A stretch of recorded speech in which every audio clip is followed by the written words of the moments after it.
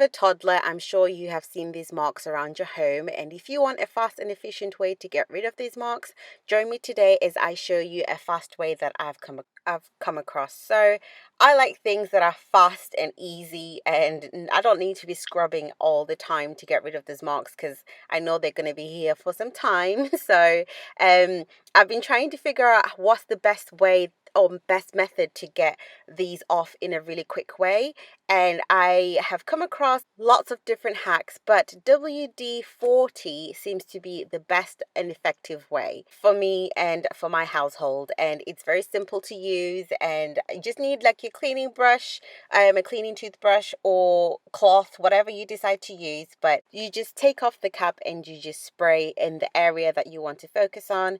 I'm not sure about certain surfaces, but on wood and on walls, sometimes it's worked really well. This is like by a fireplace, and it's got a bit of wood on it. So I just sprayed a little bit, and I'm just scrubbing using my cleaning toothbrush.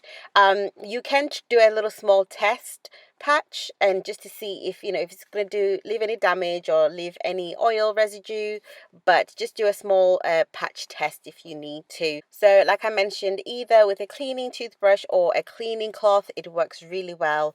I like using both methods. It depends what I grab first, and they both seem to work really. I have tried other hacks like hairspray, other things, but this spray seems to work so well, and it's a lot faster in terms of just removing. As you can see over there, just that patch on its own is literally removed majority of all the residue of all the crayon. So I highly recommend this. I could have tried using the pink stuff on this.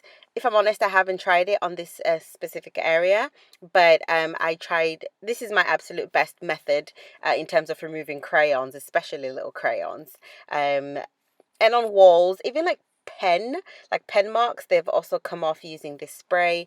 So this is just the little area that I tried out first to see if there's going to leave any damage surface, but it hasn't. So I'm just going to continue and spray more of the oil, and yeah, with my cleaning toothbrush, and it seems to remove it in a lot more faster and efficient way. And I love efficient cleaning hacks. So if you enjoy this type of hacks or this type of videos, please let me know in the comment section below.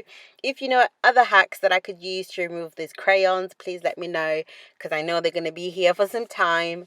But yeah, thank you so much for watching this video. If you enjoy this type of content, please consider subscribing, and I'll see you soon. Bye.